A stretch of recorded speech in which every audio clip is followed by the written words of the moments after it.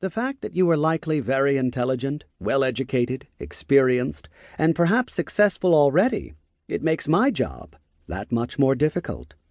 I know from experience how difficult it is to read the works of Kahneman, Ariely, and Tversky, and see yourself as their flawed subjects.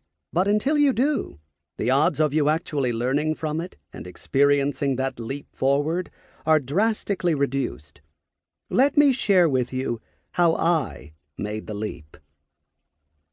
How a mistake made me a better investor.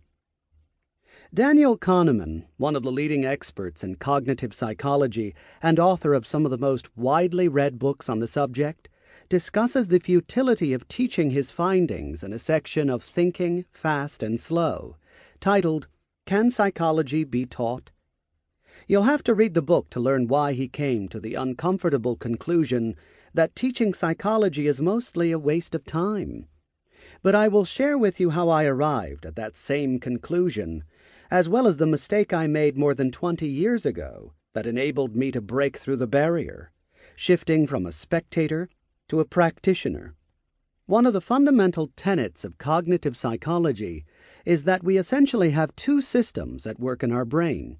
Kahneman calls them System 1 and System 2, although Richard Thaler and Cass Sunstein refer to them as planner and doer. What you call them isn't nearly as important as recognizing that there is a part of your cognition that is automated, intuitive, and quick to draw conclusions, whereas the other part is more deliberate, methodical, and intellectually demanding. When you read about these abstract characters, you may or may not agree that they relate to you, but you undoubtedly recognize their existence in others. Even if you do see these two distinct systems playing a role in your decision-making, it's unlikely you could do so in real time. Of course, with the benefit of hindsight, your task is made much simpler. If your decision resulted in an unfavorable outcome, you are likely to attribute the decision to System 1 thinking, a temporary lapse in judgment, bad luck, or perhaps another person. If the result is positive, of course, we rarely seek an external source to apportion credit, least of all luck. In the moment, though, when we are gathering information, interpreting it, processing it, drawing conclusions from it, or making decisions based upon it, it is almost impossible for us to recognize whether we are employing mental shortcuts that are likely to result in a systematic error in judgment, or if we are objectively analyzing the situation, drawing upon our wealth of knowledge and experience to reach a thoughtful conclusion. I mean, how do you define an action as dogmatic versus disciplined before the outcome is known? How do you differentiate between an impulsive decision and one based on educated intuition until after the result is experienced? The truth is, although the difference may appear glaringly obvious with the benefit of hindsight, it can only truly be objectively judged at the moment of inception. Those who have difficulty coming to terms with that subtle, yet significant difference likely have a great distance to cover before becoming practitioners of cognitive science themselves.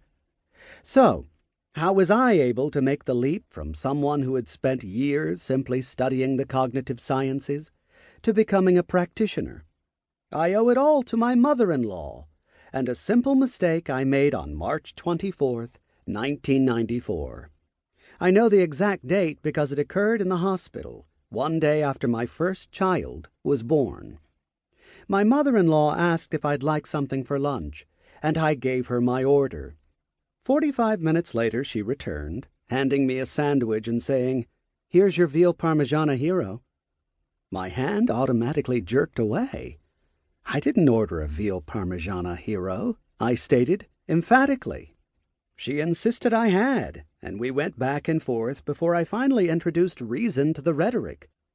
I explained that while the veal parmigiana hero had been one of my favorite foods as a kid, after seeing a video years earlier which showed how calves are treated in order to make veal, I had made a conscious decision never to eat veal again, which is how I knew beyond the shadow of a doubt that I hadn't ordered a veal parmigiana hero this time. She apologized, I skipped lunch, and life went...